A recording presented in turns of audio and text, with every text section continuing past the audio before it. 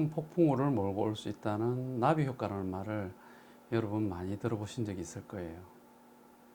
남녀 관계에 있어서도 나비 효과처럼 작은 문제가 큰 결과로 이어지는 것을 저는 진료 현장에서 수없이 많이 봐왔어요. 바로 성의 문제가 단초가 되어서 이혼을 하거나 가정이 붕괴되는 일이 바로 그런 것이죠. 보통 남자 여자가 헤어질 때 우리는 성격 차이로 헤어진다고 말을 합니다. 하지만 그게 바로 성격 차이가 성의 격 차이다 라는 이런 게 사실은 농담이 아니고 그게 가장 진실을 정확하게 표현하는 그런 분석일 수도 있습니다. 자, 저희 진료실에 들어오는 어떤 남녀 현상이 있습니다. 여성의 주된 증상은 관계를 할 때마다 반복적으로 질 입구가 찢어진다는 거였죠. 찢어지고 피가 나고 아파서 도저히 성관계를 할 수 없다는 거예요. 남자친구는 상당히 미안한 표정을 짓고 한편으로 뭔가 미안함과 자신감이 뒤섞인 묘한 표정으로 따라 들어옵니다. 그리고 이제 여자 환자가 이런 얘기를 해요. 선생님, 우리 오빠께 너무 큰 것 같아요. 관계를 할 때마다 찢어지고 피가 나요. 여러분, 과연 이 여자 환자는 미스터 굿바를 만난 걸까요? 아니에요. 아니에요. 이 절대 남자가 커서 찢어지는 게 아니에요. 물론 뭐 남자의 성기에 따라 굉장히 크고 작고 어느 정도 차이는 있겠지만 여성의 질은 직경 10cm 정도 되는 이따만한 태아의 머리를 분만시킬 수 있을 만큼 충분히 늘어날 수 있는 아주 신축성이 큰 그런 조직이에요. 굉장히 어떤 관용성이 크고 탄력성이 큰 그런 조직이라는 거죠. 남자의 성기가 커봤자 거기서 거기에요. 태아의 머리에 비하면 도토리 키재기는 얘기죠. 제가 이런 얘기를 하면 곁에 있던 남자친구의 표정이 싹 바뀝니다. 그 자신감이 있던 얼굴이 갑자기 사라져요. 제가 네이버 블로그를 운영하면서 이 질환에 대해서 포스팅을 했더니 아래에 댓글이 수백 개가 쫙 달렸어요. 그만큼 이 질환을 앓고 있는 환자분들이 많다는 얘기입니다. 여러분, 이게 과연 무슨 질환일까요? 이 질환이 바로 외음 유가족 열상이라는 질환이에요. 벌바 그라뉰로마 피슈라툼. 제가 처음으로 국내에 이 질환에 대해서 한글 용어를 만들어서 번역해서 이렇게 소개를 했는데 아직 이 질환에 대해서 잘 아시는 분들이 거의 없는 것 같더라고요. 그래서 보통 이 질환을 앓고 있는 환자들이 산부인과를 방문하게 되면 보통 산부인과 선생님들이 항생제 연고를 처방해 주거나 관계할 때 윤활제를 발라보라고 윤활제를 처방해 주거나 또는 긴장을 풀고 한번 해보세요 라고 얘기를 합니다. 그럼 여러분 집에 돌아와 가지고 열심히 상처난 부위에다가 항생제 연고를 바르고 또 관계할 때는 릴렉스 하면서 힘을 빼고 긴장을 풀고 윤활제까지 바르고 그렇게 관계를 해보면 또 찢어지죠. 정말 환장하는 거죠. 그 전에 제가 올린 영상에서 우리 의료에는 사각지대가 있다 그런 말씀을 드린 적이 있습니다. 대부분의 의료인들은 죽고 사는 어떤 질병의 문제에는 관심이 많지만은 삶의 질과 관련되는 문제에는 별 큰 관심을 두지 않습니다. 우리 성의학이 바로 이런 의료의 사각지대에 놓여 있는 질환들을 치료하는 그런 학문 분야라고 볼 수 있습니다. 이 외음 유가족 열상도 바로 그런 의료의 사각지대에 놓여 있는 대표적인 질환이에요. 그래서 이 문제를 가지고 서울에 있는 아무리 유명한 빅5 병원에 저명하신 교수님을 찾아가더라도 잘 모릅니다. 잘 모를 뿐만 아니라 또 우리 지금 여러분 문재인 케어 때문에 3차 의료기관이 굉장히 바쁜 거 아시죠? 몇 시간을 기다려서 몇 분 진료밖에 안 되죠. 그런데 이런 세세한 성의 문제를 그분들과 얘기할 수 있을까요? 그분들도 이 질환에 대해서 잘 모르기도 하지만 설령 안다고 해도 이런 거를 긴 시간을 들여서 여러분들을 치료해 줄 수가 없죠. 이 외음 유가족 열상을 가지고 있는 환자들이 있다면 그 극도로 성관계의 횟수가 줄어듭니다. 거의 대부분 섹스리스 커플이 돼요.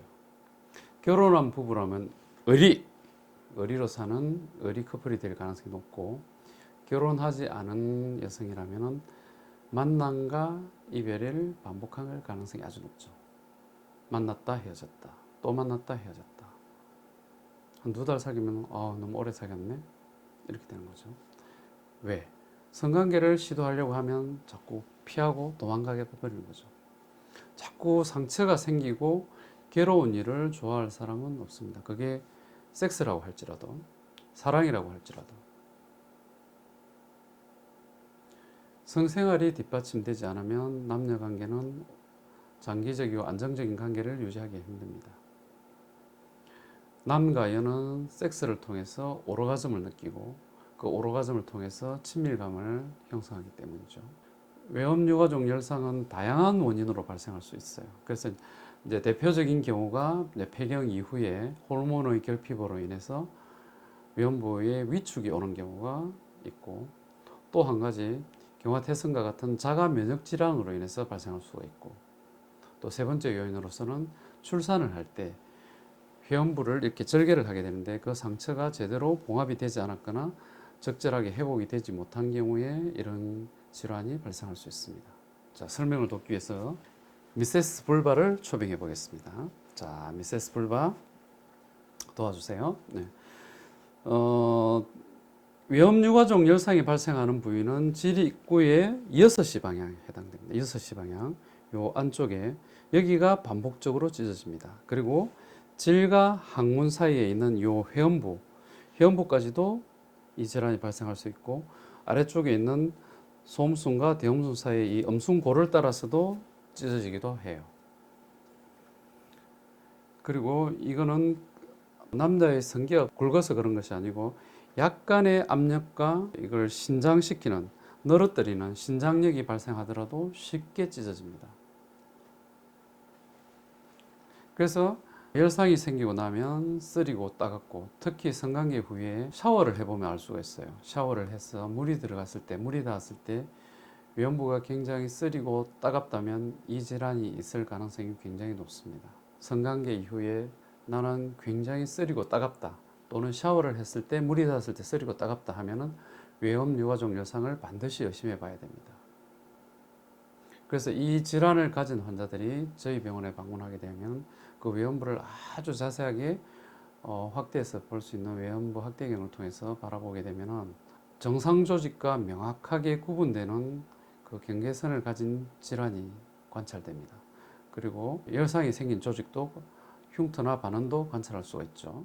이 질환이 있으면 아래쪽에서부터 소음순도 점점 사라지게 됩니다. 소음순도 점점 사라지게 되고, 여기서 또 더 많은 시간이 지나게 되면 아래쪽 6시 방향과 12시 방향, 위쪽 12시 방향에서 협착이 발생하게 되죠. 그리고 음액 포피와 음액 기두도 유착이 돼서 나중에는 음액 기두가 노출되지 않습니다. 그래서 정상적인 해부학적인 구조가 완전히 변형이 되는 거죠. 일전에 어떤 환자분 한 분이 저를 찾아왔어요. 이분은 결혼 생활 10년을 하고 남편과 이혼을 했었는데, 그 10년의 결혼 생활 동안 단 한 번도 성생활이 즐겁지 않았다고 해요. 단 한 번도. 신혼 첫날 밤부터 남편과 헤어지는 그 순간까지 성생활이 단 한 번도 즐겁지 않았고, 즐겁지 않은 단계를 넘어서 괴롭고 무섭고 빨리 이 순간이 지나가기만을 기다리는 그런 의무방어전의 시간의 연속이었다고 그래요. 그래서 너무 성생활이 싫어가지고 남편에게 제발 밖에 나가서 다른 여자랑 차라리 바람을 피세요, 이렇게 이야기할 정도로 힘들었다고 합니다. 결국 이 여성분은 남편하고 이혼을 하고 헤어지게 되었죠. 그리고 또 몇 년의 세월이 지나서 다시 새로운 남자를 만나서 사랑을 하게 되었죠. 그리고 다시 이제 섹스를 하려고 하니까 옛날 그때 일이 생각나고 힘들고 또 찢어지고 아프면 어떡할까 싶어서 저희 클리닉을 찾아왔었죠. 그리고 이 환자를 진찰을 해보니까 외음 유가족 열상과 아주 심한 유발성 전정통, 성교통 질환의 약방에 감초죠. 약방에 감초인 유발성 전정통이 같이 동반되어 있었어요. 그래서 이 환자를 두 질환을 동시에 치료를 하고 또 성감을 굉장히 업시켜주는 그런 치료가 있거든요. 그런 치료를 같이 해줬더니 몇 개월 후에 진료실 문을 들어서는데 저는 완전히 다른 사람이 오는 줄 알았어요. 얼굴 표정이 완전히 달라져 가지고 치료를 받으러 처음 왔을 때 아무런 감정 없는 메마른 얼굴이었던 그녀가 생기가 생글생글 돋고 눈웃음이 이렇게 쳐지고 감정 표현이 아주 풍부하게 살아있는 그런 밝고 매력 있는 얼굴로 바뀌어 있더라고요. 그게 바로 사랑의 힘이고 만족스러운 섹스의 힘이에요. 만약 이 환자에게 이런 질환이 없었다면 어땠을까요? 적어도 전 남편과의 성생활과 결혼 생활이 파국으로까지 치닫지는 않았다고 저는 생각합니다.